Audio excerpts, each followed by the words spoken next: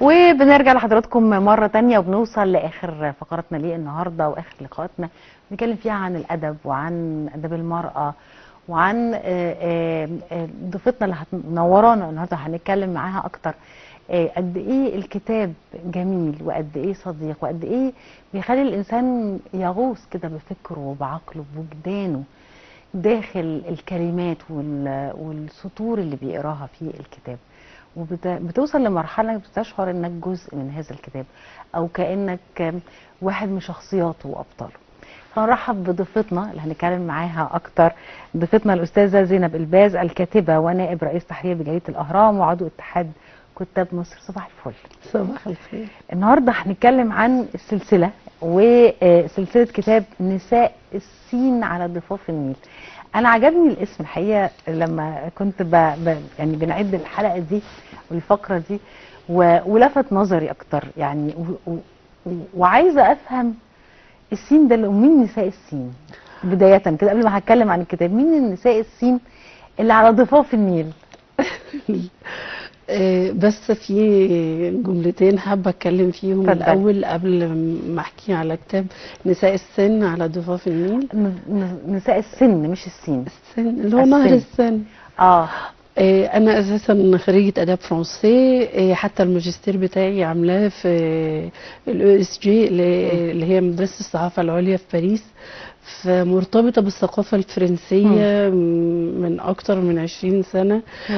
حابه ده، فطول الوقت شايفه ان وانا بكتب لا في جزء مني رايح للادب الفرنسي، للثقافه الفرنسيه بحكم الدراسه.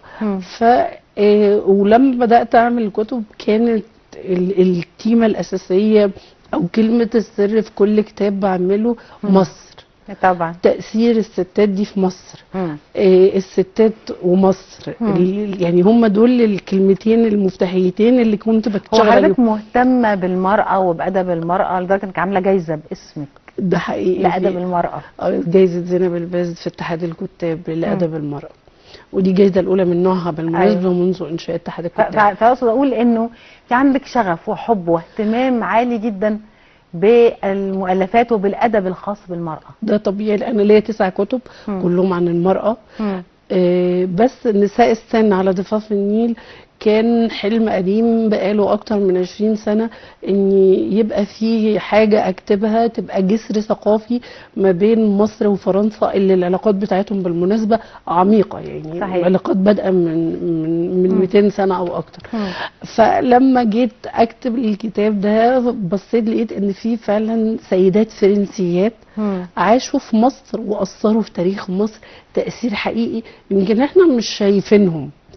برغم ان تأثيرهم واضح قدام عينينا وموجود جدا على الارض. زي ايه؟ زي سوزان بيريسو اللي هي زوجة الدكتور طه حسين. لم يكن ليرى العالم ولا ليقرأ ما قرأ ولا يعني التقفتهم من وقت ما كان طالب لسه في فرنسا، وقرأت له وورته العالم. يعني هي كانت العين، هو كان دايما يقول هي دي ده عيني اللي انا بشوف بيها، وان هي كانت ميلاد تاني ليا غير ميلادي الاول. فكانت يعني ما وصلنا من ادب دكتور طه حسين كان السبب الحقيقي فيه سوزان بيريسو. عاشت في مصر لحد ما ماتت على فكرة. مش دكتور طه حسين مات سنة 73، هي لم تترك مصر، ظلت موجودة. كتبت كتاب افيك توا معاك اللي هو اتعمل الاول باللغة الفرنسية وبعد كده اترجم بالعربي. فسوزان بيريسو على الارض وفي حكم ثقافتنا احنا المصرية موجودة مؤثرة. دي بدات فيها في الجزء الاولاني. عايزه بس انوه انه احنا الكتاب ده جزئين، وفي الجزء الاولاني شفنا الغلاف بتاعه، وهنشوف الجزء الثاني. الجزء الاولاني كتب فيه عن سوزان بيريز. لا، الجزء الاول بيتكلم عن الستات اللي عاشوا فعلا في مصر وماتوا كمان في مصر واتدفنوا في مصر واثروا في تاريخ مصر وتاثير واضح. والجزء الثاني عن السيدات اللي لم يعيشوا في مصر لكن كتبوا عن مصر ووصلوا للعالم صورة جميلة جدا عن مصر.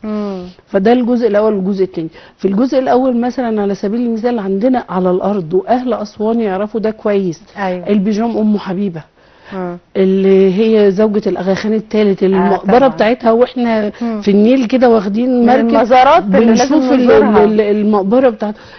دي عشقت أسوان، وليها على الأرض مؤسسات لرعاية ذوي الاحتياجات الخاصة ومرضى الكلى، وليها مساهمات خيرية كتير جدا في أسوان. أيوة. ودي كانت ملكة جمال فرنسا بالمناسبة، وعشقت مصر، ولما ماتت بره مصر صممت ان هي تدفن في اسوان. فدي ست مؤثره برضو في تاريخنا، وليها على الارض جزء تاني. في برضو كريستيان دو لاغوش، دي ست ليها تاثير في تاريخنا. لولاها ما كانتش الحمله بتاعه انقاذ اثار النوبه انتشرت عالميا. هي اللي تبنت الحمله، هي اللي عملت حمله التبرعات العالميه، وانقذت اثار مهمه جدا في النوبه.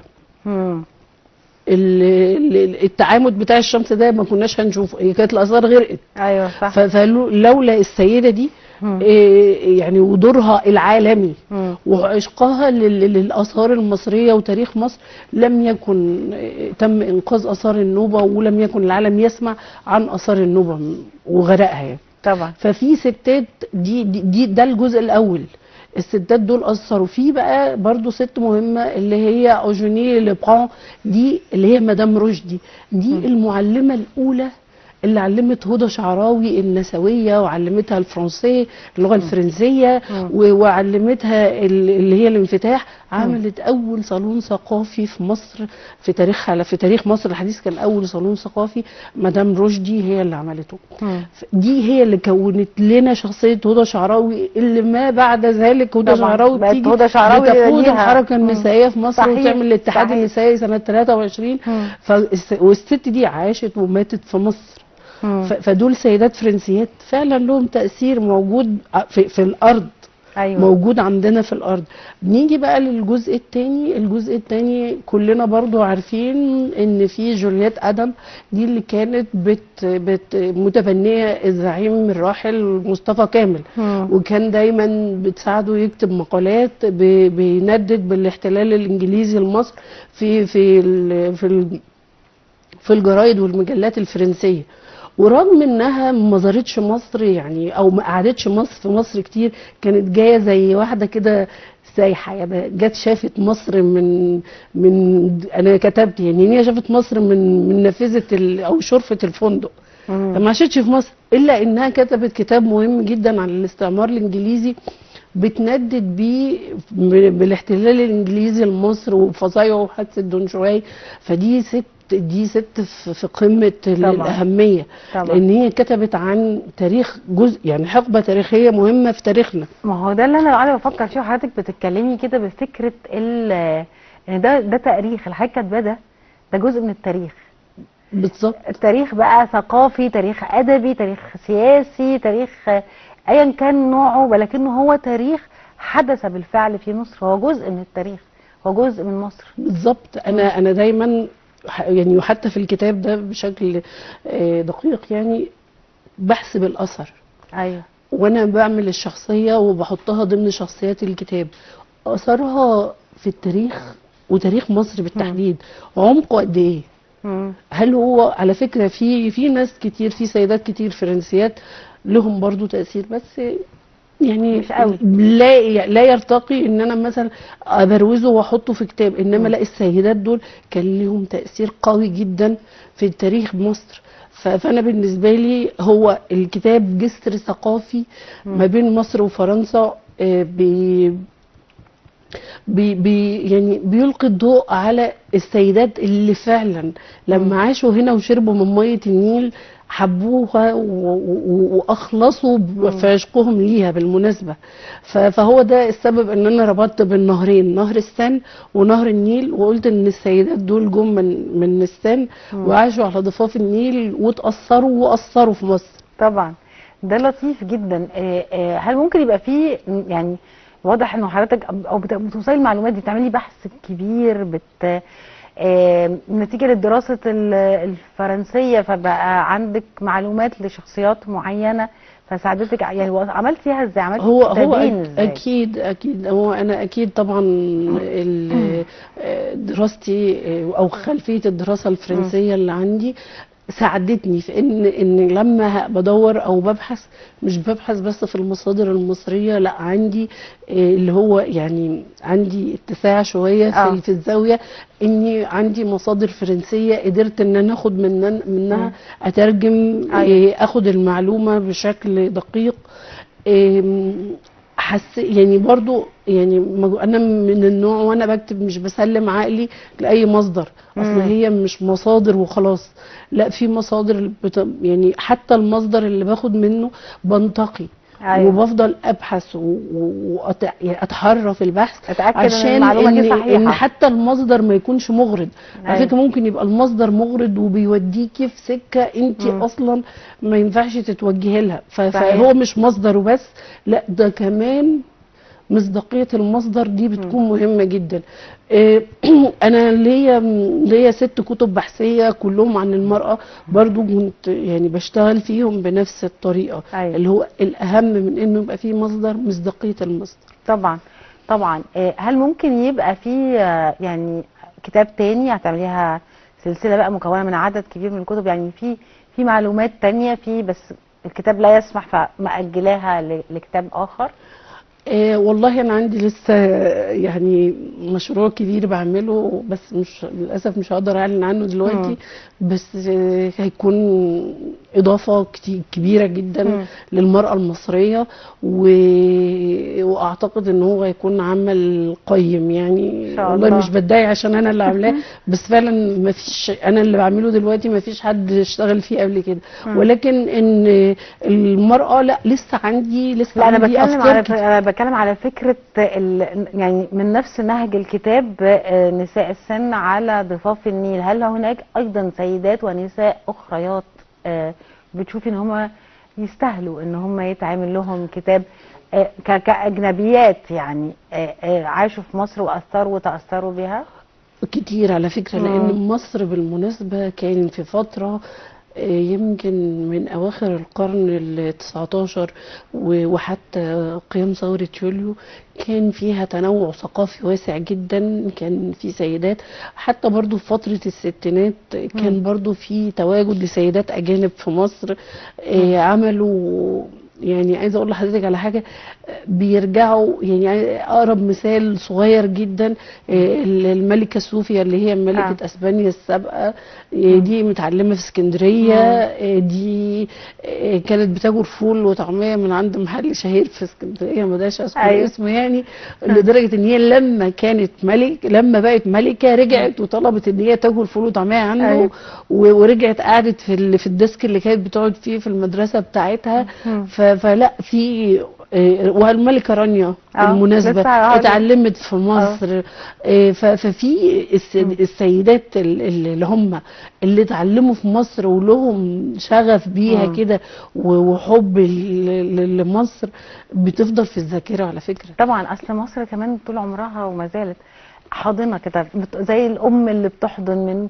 انت عندك في اسكندريه، لو هنتكلم على اسكندريه، يعني طلاينه وجريج عاشوا وما زالوا عايشين لغايه النهارده، ده حقيقي في اسكندريه. فاقصد اقول ان هي طول الوقت واللي بيجي ويشرب منها زي ما بيقولوا ما بيقدرش يمشي ويسيبها، او بيرجع لها تاني، لو مشي بيرجع لها تاني. وعشان كده انا ربطت على فكره العنوان بتاع الكتابين اللي هم بتاع نساء السن على ضفاف النيل، قصدت انه مش في مصر، ما كتبتش انه مصر على قد ما كتبت انه النيل. ايوه صح، هو في النهايه النيل اللي هو صح. مفتاح حياه مصر يعني. ده حقيقه. عمليه السرد بقى داخل الكتاب، هل بتمسكي يعني هو فصول، بتمسكي مثلا كل شخصيه بتحكي تاريخها، بتحكي تفاصيلها، بتحكي، ولا يعني شكل الكتاب من جوه ايه؟ طبيعي ان انت تبداي تدي للقارئ فكره عن الشخصيه، اتولدت فين، اتعاشت ازاي، ظروفه ان هي جت مصر على فكره. يعني مدام رشدي اتجوزت مصري فكان بيدرس الحقوق ورجعت مصر. الباجون ام حبيبه ولا اي حاجه، هي عاشت حياتها بنت فقيره. بعد شويه بقت ملكه جمال فرنسا، اتجوزها الاغا خان. فقرروا ان هو لما تعب ان هو يروح يدفن نفسه في رمل اسوان، وقعوا في عشق اسوان. عاشوا في اسوان، بقوا يقضوا طول فتره الشتاء، حتى ضيوفهم بقوا يعزموهم في اسوان. فانت بتحكي سرد للشخصيه حتى. أيوة. عشان في مشكله وانت بتكتبي في التاريخ، لو كتبتيه ماده جافه ايوه مش هيتقري، هيبقى منفر. انما يبقى التاريخ اللي هو مرتبط، او انا بكتبه بحس صحفي، اللي هو في حدوته، في دفء في الكتابه الصحفيه كده القريب، انك انت مش بتقرا ماده جافه. انا مش بكتب ولدت وماتت وعملت وتقلدت، لا خالص. دي سرد في حكي كده يخلي القصه او الشخصيه قريبه، انت عايزه تسمعيها. ايوه. انت مثلا لما تشوفي سوزان بيريز مثلا على سبيل المثال، اهلها اول حاجه قالوا لها يعني طالب مصري وكفيف ومسلم، يعني وهي كانت بالمناسبه من اسره كاثوليكيه متشدده، وعمها كان قس يعني. فاللي هو انت جايبه حاجتين مختلفتين جدا طبعا. فانت تحبي تعرفي هو طب ازاي وافقوا. فبتدي احكي الحكايه بقى ان هي فعلا حاولت وهو حاول، وبعدين راحوا لعمها، وعمها اللي هو القس اساسا ده هو اللي ساعدهم ان هم يتجوزوا بالمناسبه. فانت عايزه تعرفي ازاي يعني. فالحدوته والحاجه كده هسالك على راي النقاد، يعني سمعتي ايه النقاد وراي الجمهور كمان؟ هو انا وده مش بس نقاد وجمهور، والله انا من اول كتاب عملته حتى الناس اللي هي انا بعتز جدا بيها ثقافيا وهم قامات ثقافيه، يعني بياخدوا الكتب بتاعتي وبيبقوا طب ايه ده؟ يعني انا اول كتاب عملته نساء الظل، انا بتكلم عن 19 شخصيه في تاريخ مصر اثروا في تاريخ مصر ومحدش يعرف عنهم اي حاجه رغم انهم مؤثرين جدا. أيوة. فكنت لما بتكلم مع حد بقامه ثقافيه كبيره، انا عايزه اقرا الكتاب ده. ايوه طبعا. فاللي هو هاتي لي الكتاب ده عايزه اقراه. فكنت ببقى مبسوطه جدا من رد الفعل ده. عملت ده حتى محتوى على السوشيال ميديا وصورت، يعني قلت الناس مش بتقرا، فقررت ان انا هصور ده فيديو اتكلم اقعد احكي لك في 5-6 دقائق الحدوته.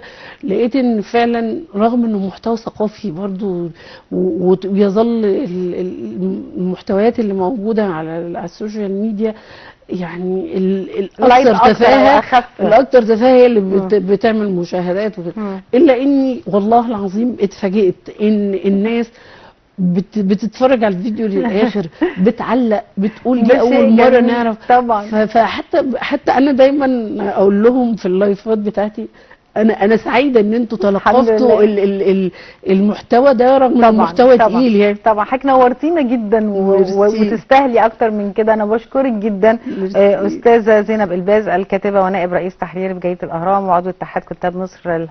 شكرا لحضرتك، نورتينا ونهارك سعيد. نهارك سعيد. بنوصل لنهايه لقائنا مشاهدينا ليه النهارده. بتمنى فقراتنا تكون عجبت حضراتكم واستمتعتم بوقتكم معانا. بكره ان شاء الله في نفس الميعاد 9 الصبح هيكون معاكم اسره جديده وفقرات جديده في نهارك سعيد ونهاركم زي الفل.